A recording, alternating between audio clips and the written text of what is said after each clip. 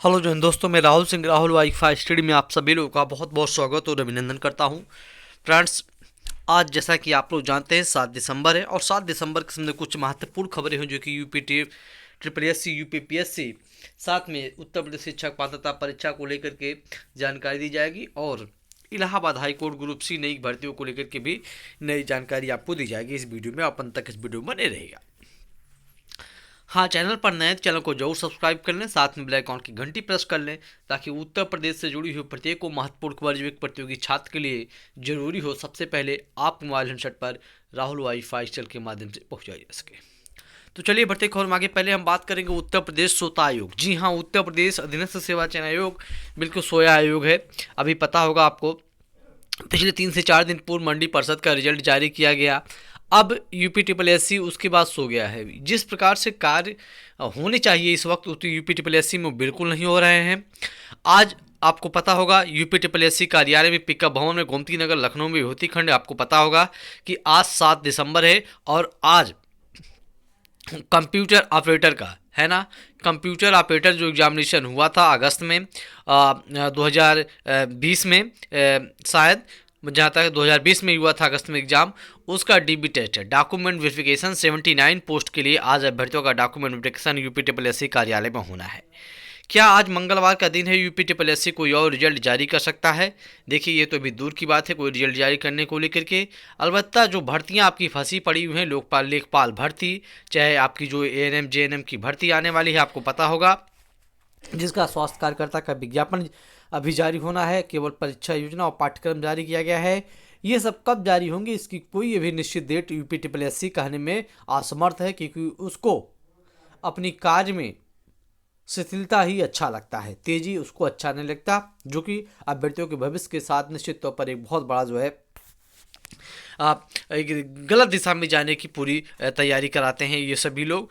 और इस चीज़ को लेकर के कल यूपी ट्रिपल एस सी कार्यालय पर, जी हाँ, कल यूपी ट्रिपल एस सी कार्यालय पर अभ्यर्थियों का, हज़ारों अभ्यर्थियों का जो है जमावड़ा होने वाला है। कल 8 दिसंबर है और 8 दिसंबर को यूपी ट्रिपल एस सी कार्यालय पर काफ़ी ज़्यादा अभ्यर्थियों की संख्या होगी और आप सभी लोग पहुँचिए और यूपी ट्रिपल एस सी कार्यालय पर अपनी आवाज़ बुलंद रखिए, है ना, ताकि लेखपाल भर्ती, आपके रुके हुए रिजल्ट और जो आगामी आने वाली भर्तियां हैं वो सब जल्द से जल्द जारी हो सके और परीक्षाएं जो भी पेंडिंग में पड़ी हुई हैं उनको लेकर के कोई कार्य किया जा सके। सभी एग्जामिनेशन हो रहे हैं, चाहे हाई कोर्ट के एग्जाम हो, उत्तर प्रदेश पूर्व भर्ती प्रोन्नति बोर्ड के एग्जाम हो, शिक्षक भर्ती की परीक्षाएं जो भी हैं कैंसिल हुई, टीईटी की, वो भी सभी चीज़ें चल रही। आखिरकार यूपी ट्रिपल एस सी अपनी भर्ती परीक्षाओं में क्यों इतनी लेट रतीफी कर रहा है? कैलेंडर जारी कर दिया गया, उस पर कोई अमल नहीं हो रहा है। ये हुआ था कि लेखपाल भर्ती दिवाली के बाद जारी की जाएगी। सब चीज़ें कहाँ पड़ी हुई हैं यूपी ट्रिपल एस सी अभी भी इन सब चीज़ों को लेकर के कोई कार्रवाई आगे नहीं कर पा रही है। तो ये खास तौर पर बात हो गई यूपी ट्रिपल एस सी को लेकर के। कल आप सभी लोग उपस्थित हुए यूपी ट्रिपल एस सी कार्यालय पर, क्योंकि आपके बगैर धरने के यूपी ट्रिपल एस सी कोई सही जवाब नहीं दे पाएगा और सही दिशा में कार्य भी इनको डरा डरा के काम करना पड़ता है, डरवा डरवा के काम करना पड़ता है। क्योंकि आपने देखा होगा बहुत सी भर्ती परीक्षाएं यूपी ट्रिपल एस सी कार्यालय की बात किया जाए तो अभ्यर्थियों ने उनके यहाँ लगातार धरना देकर के अपनी भर्तियों को पास कराया हुआ है। चलिए अब बात करेंगे हम लोग लोक सेवा आयोग के सामने। लोक सेवा आयोग एग्जाम, आपको पता होगा UP triple S C UPPSC ने यानी Uttar Pradesh public service commission ने 5 दिसंबर को समीक्षा अधिकारी, सहायक समीक्षा अधिकारी 337 पदों के लिए भर्ती परीक्षा आयोजित कराई। परीक्षा 2 पालियों में हुई, आपको पता होगा। सुबह पाली में जो सामान्य अध्ययन का पेपर हुआ था और शाम की पाली में जनरल हिंदी का पेपर कराया गया था। नंबर आप क्वेश्चन आपको पता होगा, सुबह की पाली में 140 थे जो कि जीएस पोर्शन थे, और वहीं सेकंड इनिंग में जो आपकी एग्जामिनेशन हुई थी वो 60 नंबर की हुई थी और 60 क्वेश्चन थे, वो हिंदी जनरल हिंदी के सेक्शन थे। अब यहाँ भी चीज़ें ये हैं कि जो पेपर ये तैयार किया गया है इसमें कई क्वेश्चन को लेकर के या फिर ऑप्शन को लेकर के आपत्तियां अभ्यर्थियों की तरफ से दी जा सकती हैं। जी हाँ, मैं आपको दिखाऊंगा कि 6 नंबर आपको कैसे फ़ायदा हो सकता है यूपीपीएससी आरओ और एआरओ एग्जामिनेशन में। चलिए हम बात करते हैं कुछ आज न्यूज़पेपरों में भी इसके संबंध में खबरें आई हुई हैं और लगातार इसके संबंध में जो है बातें की जा रही है। आपने देखा होगा सोशल मीडिया पर कि ऐसे प्रश्न या फिर उसके ऑप्शन गलत है और यूपी ट्रिपल एस के क्वेश्चन वापस लेना होगा तो निश्चित तौर पर यहाँ पर या तो सभी को नंबर दिए जाएंगे या फिर ये 6 क्वेश्चन आपके हटा दिए जाएंगे। तो आप देख सकते हैं, यहाँ से मैं आपको बताना चाहता हूँ आज की खबरें हैं, आप सभी लोग देख सकते हैं। आरओ और एआरओ के 6 प्रश्नों पर आपत्ति। उत्तर प्रदेश लोक सेवा आयोग की रविवार को हुई समीक्षा अधिकारी, सहायक समीक्षा अधिकारी आरओ और एआरओ 2021 प्रारंभिक परीक्षा के सवाल हिंदी में पूछे गए 60 प्रश्नों में 6 के सभी विकल्प अशुद्ध हैं। हिंदी के विशेष आचार्य पृथ्वीनाथ पांडे ने सीरीज बी के प्रश्न संख्या 14 में चोर के पर्यायवाची के रूप में सभी उत्तर विकल्प, आपको पता होगा, ए नंबर था खनक, बी नंबर था उदक, सी नंबर था धूसर तथा जो डी नंबर था थलचर, इन सबको अशुद्ध बताया गया है ना। वहीं प्रश्न संख्या में आगे बात कर लें, जो भी आपके अलग अलग क्वेश्चन रहे होंगे। अगर हम आगे के क्वेश्चन की बात कर लें तो एक शब्द पूछा गया था वर्तनी की दृष्टि से कौन सा शुद्ध है, जबकि इसके उत्तर विकल्प में सी परीक्षा और डी में परीक्षा दोनों ही शुद्ध वर्तनी के शब्द हैं, ये भी और ये भी। तो अब यहाँ पर बहुत से अभ्यर्थियों ने यही क्लिक किया था, है ना, परीक्षा। तो यहाँ भी चीज़ें फंस सकती हैं। परीक्षा का अर्थ जांच और परीक्षा का अर्थ एक कीचड़ होता है ना, आपको पता होगा, लेकिन शब्द दोनों सही थे। अब यहाँ पर क्या किया जाएगा, क्योंकि अब आयोग भाई कुछ भी ले ले, लेकिन यहाँ पर चीज़ें गड़बड़ी होने वाली हैं। वहीं बात करें अगले क्वेश्चन में शुद्ध वाक्य पूछा गया था, जबकि सभी उत्तर विकल्प अशुद्ध थे। प्रश्न संख्या देख सकते हैं। इसी प्रकार से अगर बात किया जाए तो ये एक विशेष शब्द पूछा गया था, जबकि उसके उत्तर विकल्प में बी वादी था और डी मानस, दोनों ही विशेष हैं और वादी का अर्थ बोलने वाला होता है, मानस का मन। तो ये क्वेश्चन एक आपको गड़बड़ी यहाँ पर आंसर जो दी गई थी वो गड़बड़ी है। वहीं आगे हम बात कर ले, सही युग में आपको पूछा गया था, आपको पता होगा, याद होगा, एक क्वेश्चन था विलोम के जो है युग्म को लेकर के, जहाँ पर आदृत तिरस्कृत था और आदृत अनादृत था। तो इस प्रकार से लेकर के यहाँ भी ये भी क्वेश्चन जो है, इसमें विकल्प जो थे वो एक से ज़्यादा सही थे, ये भी यहाँ पर गड़बड़ी निकल के आ रही है। आगे बात कर लें, आप देख सकते हैं एक प्रकार से बात किया जाए तो प्रश्न संख्या आप देख सकते हैं एक में तत्भव शब्द पूछा गया था, जबकि चारों विकल्प संस्कृत भाषा यानी अर्थात तत्सम थे। वहीं बात कर लें, आप देख सकते हैं एक ही वर्तनी के शुद्ध की अगर बात की जाए तो यह शुद्ध ध्वनि निकलती है।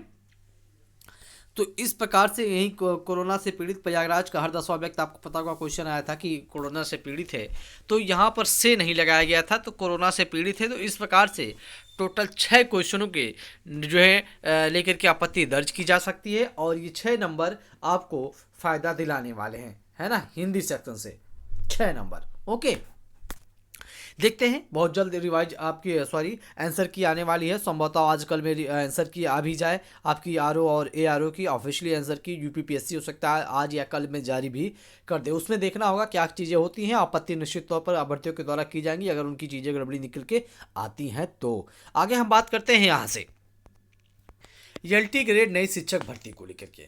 जी हाँ, एक महत्वपूर्ण चीज़ आ चुका है। आप देख सकते हैं एलटी ग्रेड शिक्षकों के रिक्त पदों पर मांगा गया ब्यौरा, भर्ती विज्ञापन शीघ्र। यहां से देख सकते हैं आप सभी लोग। राजकीय माध्यमिक विद्यालयों में शीघ्र ही एलटी ग्रेड शिक्षकों की भर्ती होगी। इसके लिए देख सकते हैं आप लोग, शिक्षा निदेशक माध्यमिक ने प्रदेश के सभी मंडलीय संयुक्त शिक्षा निदेशकों को पत्र जारी कर उनके हाजित पदों का ब्यौरा मांगा है। विद्यालय में आरक्षणवार सूची उपलब्ध कराने का निर्देश दिया गया है कि कितने सामान्य, ओबीसी, एससी, विकलांग पुरुष और महिला शिक्षकों के पद रिक्त हैं। सूची मिलने के बाद विभाग भर्ती के लिए लोक सेवा आयोग को अधियाचन भेजेगा। निदेशक ने कहा कि पूर्व में रिक्त पदों का ब्यौरा उत्तर प्रदेश लोक सेवा आयोग को भेजा गया था, जिस पर कई बिंदुओं पर आपत्ति जताते हुए आयोग ने अधियाचन वापस कर दिया था। इसके बाद पुनः सभी बिंदुओं को सम्मिलित करते हुए समेकित अधियाचन तत्काल आयोग को भेजा जाना है। इसके मद्देनजर अपने मंडल के रिक्त पदों की सूचना नियमानुसार आरक्षण के साथ तत्काल विवरण भेजने का निर्देश भी जारी किया गया है। तो बहुत ही जल्द आपको एलटी ग्रेड शिक्षकों का ये भर्ती विज्ञापन देखने को मिल सकता है लोक सेवा आयोग की वेबसाइट पर।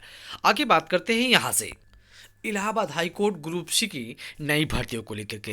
जैसा कि आप सभी लोग को पता होगा, इलाहाबाद हाईकोर्ट की एग्जामिनेशन समीक्षा अधिकारी, सहायक समीक्षा अधिकारी और सीए का यानी कंप्यूटर असिस्टेंट तीनों परीक्षाएं अभी कंटिन्यू है, चल रही हैं, जो कि लास्ट शायद दिसंबर तक चलेंगी। 19, 20, 22, 25 दिसंबर तक ये परीक्षाएं चलेंगी एआरओ की।